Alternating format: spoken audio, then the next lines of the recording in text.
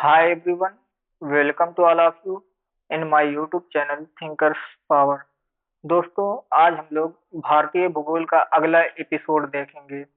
आज के इस एपिसोड में हम लोग हिमालय से संबंधित प्रमुख जानकारी देंगे। चलिए देखते हैं, शुरू करते हैं।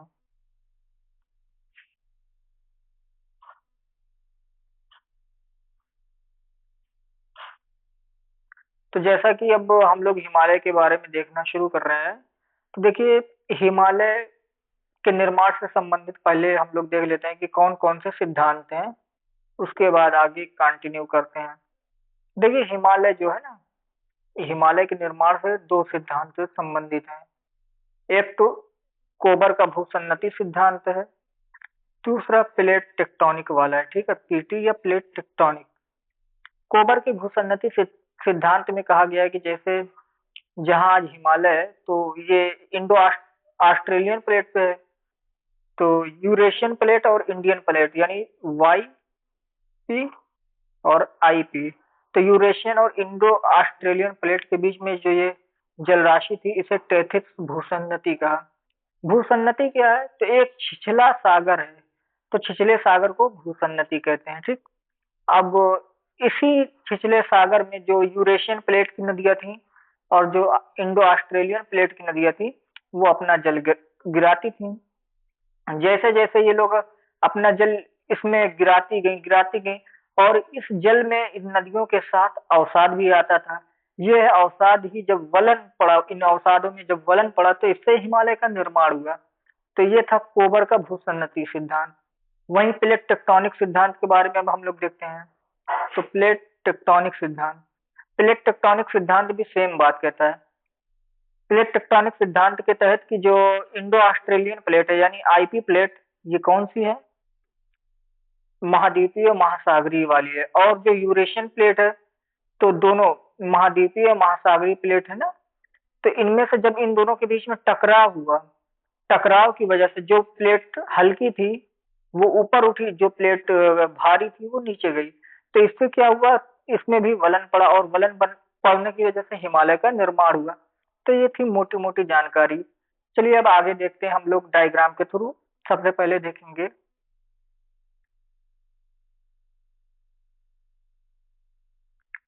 तो भारत की हिमालय पर्वत की श्रृंखलाएं। तो हिमालय में सबसे पहले देख लेते हैं कि तीन प्रमुख श्रेणियां हैं। एक को हम लोग ट्रांस हिमालय कहते हैं, जैसे यह है ट्रांस हिमालय, यह है महान हिमालय, यह है मध्य हिमालय जो कई टुकड़ों में है, ये शिवालिक हिमालय, ये भी कई टुकड़ों में है। तो यह है ट्रांस, यह है महान, यह है मिडिल या मध्य, यह है शिवालिक। तो देखिए, जो महान हिमालय है वो कंटिन्यू है। ट्रांस हिमालय ये तीन पार्टों में पाया जाता है, महान हिमालय एक ही है, और जो मध्य हिमालय वो कई पार्टों में विखंडित है। चलिए अब हम लोग मैपिंग के थ्रू इसको पढ़ना शुरू कर रहे हैं।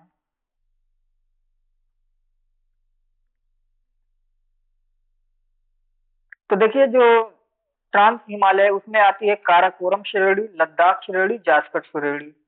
तो यहाँ पर है काराकोरम, फिर ये है काराकोरम, फिर लद्दाख, फिर राजकर। और ये जो पूरा इलाका दिख रहा है ये है महान हिमालय का। और उसके नीचे जो है ये पीर पंजाल वाला, ये मध्य हिमालय है। और ये जो नीचे का पार्ट दिख रहा है ये शिवालिक हिमालय का है। तो ये है पूरा हिमालय का पार्ट। तो सबसे पहले देखते हैं हम लोग काराकोरम हिमालय में। तो डायरेक्ट हम लोग सबसे पहले देख लेते हैं जो काराकोरम हिमालय है उसमें सबसे ऊंची चोटी जो है वो है गाडविन आश्रम या केटू। ये वर्तमान पीओके में स्थित है। और काराकोरम हिमालय के आसपास ही प्रमुख हिमनद, हिमनद का मतलब जो बर्फ वाली नदी है उसे हिमनद कहते हैं। तो उसमें सियाचिन, बाल्टोरो, बियाफो, हिस्फर, ये सभी आते हैं। वहीं जो राकापोशी है वो लद्दाख हिमालय की चोटी है। और नंगा जो है ये महान हिमालय, तो नंगा से शुरू होता है महान हिमालय, नामचा बरवा पे खत्म होता है। यानी सिंधु गार्ड से आरंभ होकर ब्रह्मपुत्र के गार्ड तक जाता है महान हिमालय। फिर इसमें देखते हैं हम लोग कामेत, नंदा देवी, धौलागिरी, अन्नपूर्णा, मनसालू, एवरेस्ट, मकालू, कंचनजंगा, नामचा बरवा, ये सभी महान हिमालय के सबसे ऊंचे ऊंचे पॉइंट हैं। वहीं अगर देखा जाए तो मध्य हिमालय में पीर पंजाल श्रेणी, धौलाधार श्रेणी, नाग टिब्बा श्रेणी, कुमाऊं श्रेणी, और यहाँ पर महाभारत श्रेणी नेपाल की, ये सभी मध्य हिमालय की प्रमुख श्रेणियां हैं, रेंज हैं। यदि हम शिवालिक हिमालय की बात करें तो शिवालिक जैसे जम्मू कश्मीर में इसे शिवालिक ही बोलते हैं, और गोरखपुर के पास शिवालिक हिमालय को डुडवा बोलते हैं। फिर पूर्वोत्तर में इसे मिरी, डफला, अबोर, मिश्मी बोलते हैं। तो ये था पूरा एक ओवरव्यू मैपिंग के थ्रू हिमालय का। आप लोग देख रहे होंगे यहाँ एक गारो, खासी, जैंतिया है। तो ये सभी प्रायद्वीपीय पठार की उच्च पॉइंट है, ना कि ये हिमालय की है। यानी गारो, खासी, जयंतिया ये हिमालय से संबंधित नहीं है। वहीं अगर हम लोग पूर्वी दिशा में देखें हिमालय का जो विस्तार है, तो उसकी शुरुआत होती है पटकाई बुम, नागा पहाड़ी, मिजो या लुशाई पहाड़ी। तो मिजो या लुशाई पहाड़ी को मोलेसिस बेसिन भी कहते हैं। तो ये है हिमालय का पूरा ओवरव्यू। आइए अब हम लोग डिटेल में इसे देखते हैं।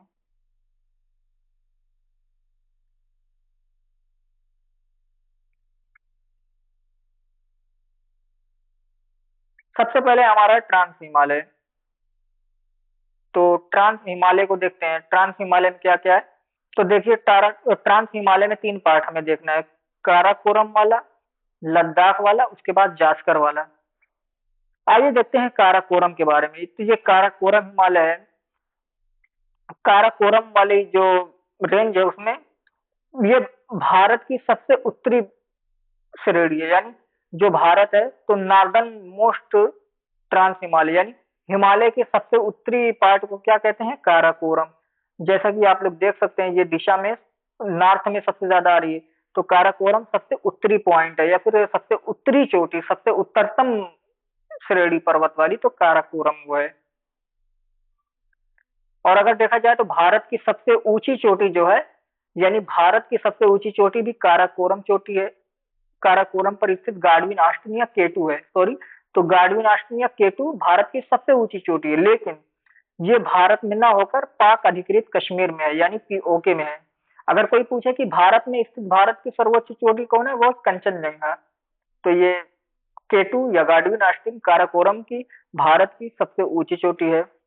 और काराकोरम श्रेणी में हमें बहुत से ग्लेशियर या हिमनद देखने को मिलते हैं। हिमनद क्या है, जैसे कि जब आप लोग ऊंचाई पे जाएंगे आप लोग देखते होंगे कि हिमालय में बर्फ जमी होती है, और वो जो है बहुत कठोर होती है, बहुत ज्यादा उसकी लंबाई चौड़ाई होती है। तो उन्हीं को हिमनद कहते हैं। सीधी सी बात, जो हिम की नदियां हैं, बर्फ की जो नदियां हैं, उन्हें हिमनद कहेंगे। तो काराकोरम श्रेणी में देखा जाए तो कौन कौन से हिमनद है, सियाचिन, बाल्टोरो, बियाफो, हिस्पर, ये सभी हिमनद काराकोरम श्रेणी के अंतर्गत आते हैं।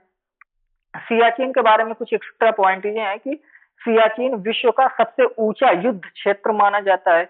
और सियाचिन जो है सियाचिन दूसरा ध्रुव भी कहलाता है। अगर देखा जाए तो दूसरा ध्रुव भारत के सापेक्ष में सियाचिन है। सबसे बड़ा सबसे ऊंचा युद्ध क्षेत्र सियाचिन है। और सियाचिन के लिए कहाँ से युद्ध होता है, अक्सर पाकिस्तान और भारत में। आइए अब देखते हैं हम लोग लद्दाख श्रेणी के बारे में। लद्दाख श्रेणी, तो यह है लद्दाख श्रेणी। देखिए लद्दाख श्रेणी जो है दक्षिण पूर्वी काराकोरम के में स्थित है।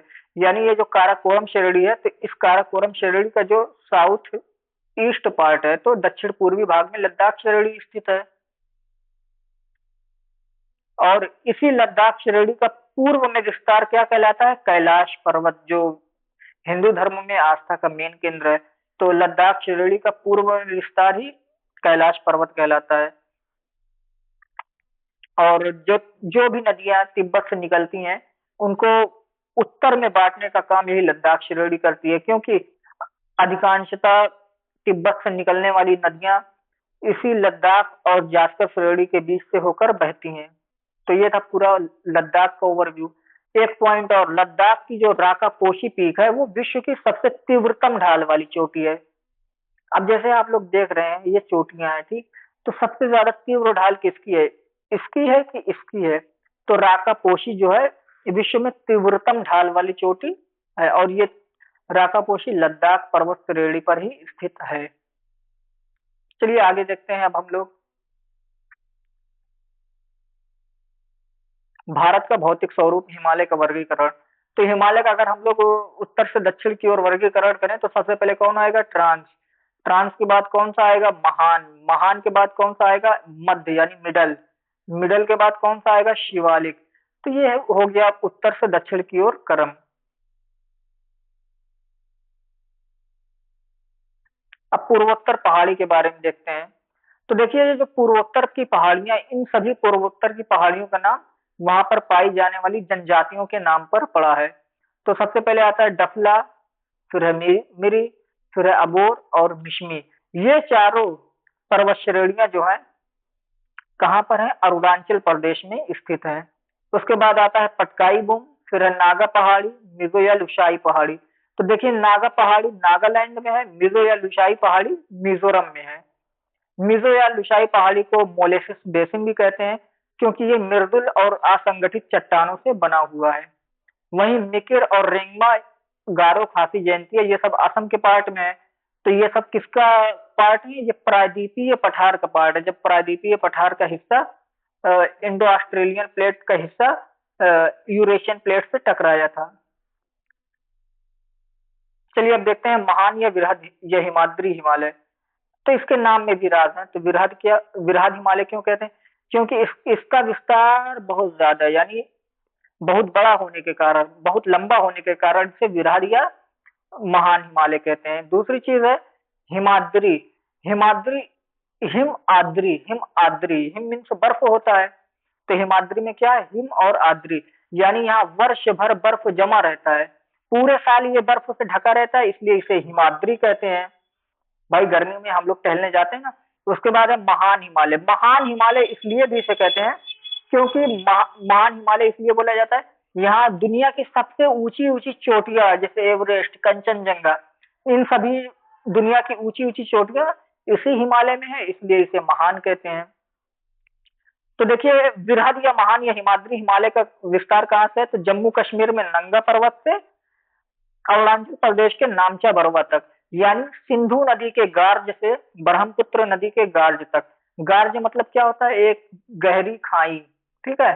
तो जब नदी ऊपर से गिरती है तो नीचे की जमीन को काटती है, पीटती है, तो उससे क्या होता है? वहां का जो है अपर्दन होता है, जल अपर्दन होता है, जिससे वहां की मिट्टी, वहां की चट्टान बह जाती है, इसलिए वहां गहरी खाई बन जाती है। तो सिंधु गार्ज से ब्रह्मपुत्र के गार्ज तक, नंगा पर्वत से नामचा पर्वत तक महान या हिमाद्री या विरहद हिमालय का विस्तार है। दूसरी चीज, महान हिमालय की कुल लंबाई देखा जाए तो 2500 किलोमीटर है। ठीक है भाई, चाइना वाले दीवार बनाए हैं और प्रकृति ने एक दीवार बनाई है। अब देख लो किसकी दीवार कितनी बड़ी, किसकी दीवार कितनी ऊंची, किसकी दीवार कितनी मजबूत है। महान हिमालय की अगर औसत ऊंचाई देखा जाए तो 6100 मीटर है, यानी कम से कम जो और ज्यादा से ज्यादा के बीच का जो पार्ट है वो है 6100 मीटर। वैसे तो देखा जाए जो एवरेस्ट पर्वत है वो 8848 या 8849 मीटर के आसपास जाता है। तो कहने का मतलब है कि न सबसे कम और सबसे ज्यादा के बीच का जो पार्ट है उसे कहते हैं औसत, एवरेज। तो औसत ऊंचाई महान हिमालय की 6100 मीटर के आसपास है। चलिए आगे देखते हैं अब हम लोग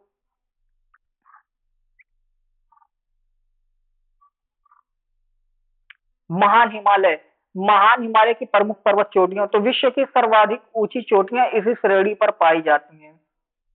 तो सबसे पहले है माउंट एवरेस्ट। इसकी ऊंचाई है 8848 या 8849 मीटर। तो विश्व की सबसे ऊंची चोटी कौन है? एवरेस्ट। कहाँ पर है? नेपाल में है। दूसरे पे है कंचनजंगा, यह है 8598 मीटर। कंचनजंगा कहाँ पर है? भारत में। भारत में किस पार्ट में? सिक्किम में। और ये किस दो किन देशों के बीच है? तो नेपाल और भारत, इसकी सीमा पर है कंचनजंगा। तो कंचनजंगा कौन सी चोटी है? भारत में स्थित भारत की सर्वोच्च चोटी। अगर देखा जाए दुनिया में सबसे ऊंची ऊंची चोटियां कौन है, तो पहले नंबर पर है एवरेस्ट, उसके बाद आती है केटू या गार्डविन आस्टिन, तीसरे नंबर पर आती है कंचनजंगा। तो देखा जाए तो एवरेस्ट पहले नंबर पे है, फिर केटू दूसरे नंबर पे है और तीसरे नंबर पर कंचनजंगा विश्व में सर्वोच्च चोटियों में आते हैं। अब है मकालू, मकालू की ऊंचाई 8,481 मीटर। फिर है धौलागिरी 8,172 मीटर। फिर है अन्नपूर्णा 80,76 मीटर। नंदा देवी 78,17 मीटर। नंगा पर्वत 81,26 मीटर। अगर इसे याद करना चाहें तो कैसे याद करेंगे? देखिए, एक आलू धो लो क्योंकि वो अन्न है, ऐसे याद कर लो। एक आलू धो लो, वो अन्न है, अय नंद। तो ननद उनद होती है ना, तो एक आलू धो लो ननद, एक आलू धो लो ननद। ये है ट्रिक इसकी। और महान हिमालय से संबंधित तो कुछ और एक्स्ट्रा फैक्ट देख लेते हैं हम लोग। तो देखिए, जो महान हिमालय है, इसका कोर, इसकी करोड़, तो महान हिमालय की जो करोड़ बनी है, करोड़ या कोर, महान हिमालय की कोर किससे बनी है? ग्रेनाइट पत्थर से बनी हुई है, ठीक है। यानी महान हिमालय के केंद्र में ग्रेनाइट पाई जाती है। दूसरी चीज, महान हिमालय सतत है, कंटिन्यू है, यानी महान हिमालय को हम लोग ऐसे पार नहीं कर सकते, यानी केवल महान हिमालय को दर्रे के द्वारा पार किया जा सकता है। और महान हिमालय में कौन सा दर्रा है? सबसे फेमस जो दर्रा है महान हिमालय में, वो है जोजिला। तो जोजिला दर्रा महान हिमालय में स्थित है। और महान हिमालय सतत है, कंटिन्यू है, यानी इसे कोई ऐसे पार नहीं कर सकता है। दूसरी चीज, जो एवरेस्ट है, एवरेस्ट को चोमोलुंगमा के नाम से जानते हैं। चोमोलुंगमा का अर्थ है पर्वतों की रानी, सबसे ऊंची है ना, इसलिए ये रानी बन गई। तो चोमोलुंगमा एवरेस्ट को कहते हैं और ये पर्वतों की रानी है। तो ये इतना फैक्ट था महान हिमालय का। ये सतत है, इसको बिना दर्रे के पार नहीं कर सकते हैं। और इसका जो क्रोड या कोर है, वो ग्रेनाइट से बना हुआ है। इसकी ऊंचाई बहुत ज्यादा है। यह साइबेरिया से आने वाली ठंडी और बर्फीली हवाओं को रोकता है। तो ये सभी थे सामान्य ज्ञान महान हिमालय के बारे में। अब हम लोग देखते हैं लघु या मध्य हिमालय के बारे में। तो देखिए, लघु या मध्य हिमालय के बारे में, लघु या मध्य हिमालय जो है महान हिमालय के दक्षिण और शिवालिक हिमालय के उत्तर में स्थित है। तो लघु या मध्य हिमालय की जो प्रमुख पर्वत श्रेणियां, वो है पीर पंजाल जम्मू कश्मीर में, धौलाधर हिमाचल प्रदेश में, नाग टिब्बा उत्तराखंड में, कुमायूं उत्तराखंड में, महाभारत नेपाल में। अब कैसे याद करेंगे?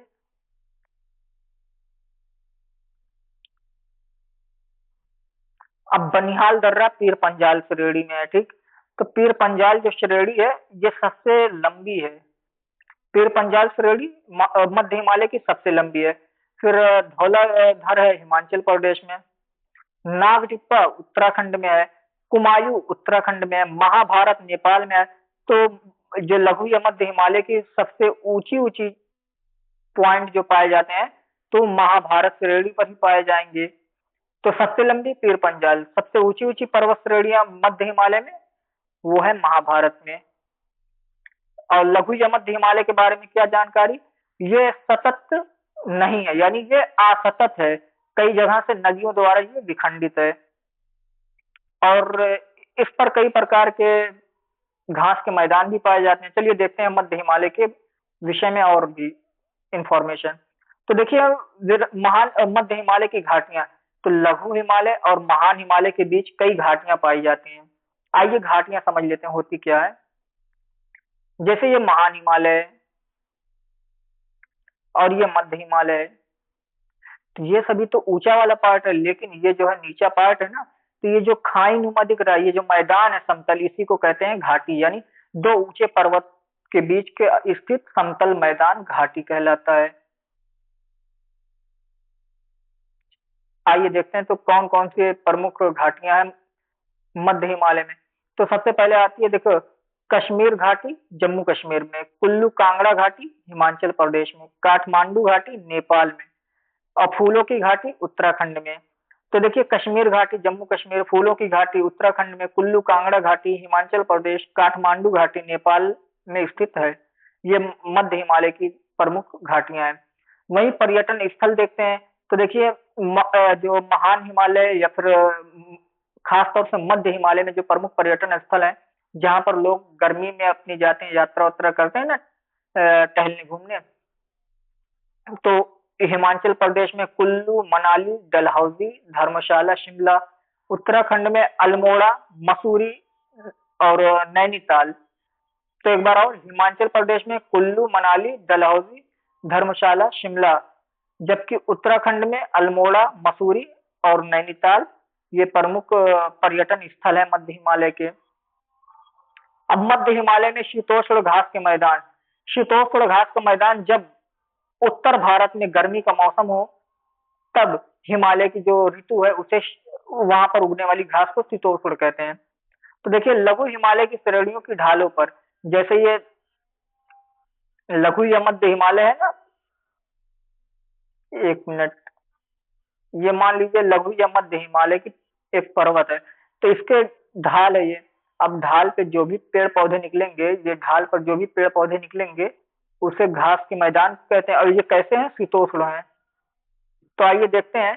तो जम्मू कश्मीर में मर्ग यानी गुलमर्ग, सोनमर्ग, तानमर्ग, ये सभी मध्य हिमालय पर घास के मैदान है।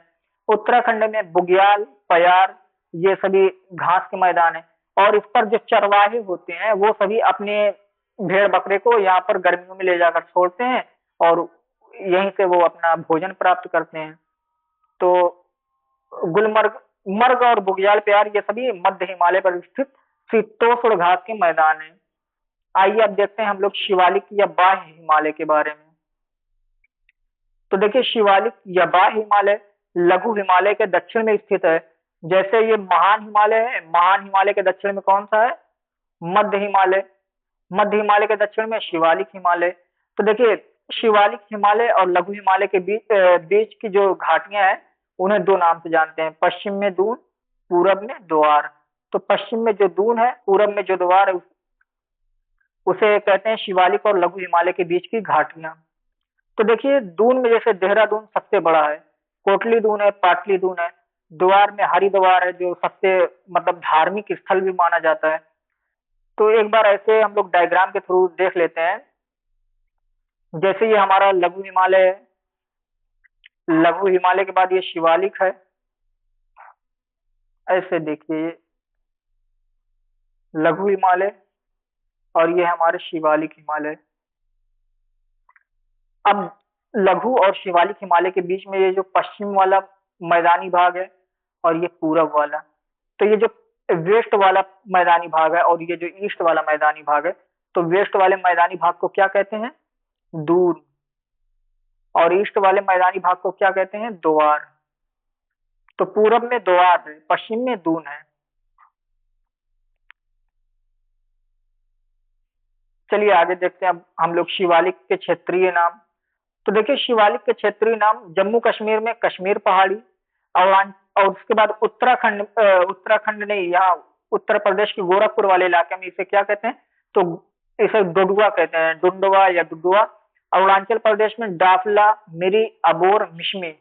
तो ये थे शिवालिक हिमालय के क्षेत्रीय नाम। आई होप आप लोगों को ये पूरी वीडियो समझ में आई होगी। अगर आप चैनल पर नए हैं तो इस चैनल को सब्सक्राइब करें और वीडियो पसंद आए तो उसे लाइक करें। आपके जो भी मेंस के, खासतौर से यूपीएससी, यूपीपीएससी किसी भी सब्जेक्ट का मेंस का क्वेश्चन है, आप कमेंट में दीजिए, उसका हम जल्द से जल्द आंसर देने की कोशिश करेंगे।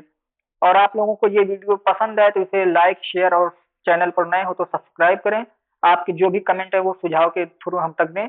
हमारा ग्रुप जो चल रहा है थिंकर्स पावर व्हाट्सएप पर, उसका नंबर है 72 680 79 395। आप उस ग्रुप में ऐड होकर वहां से इस टॉपिक से रिलेटेड एमसीक्यूज कर सकते हैं। Thank you, best of luck.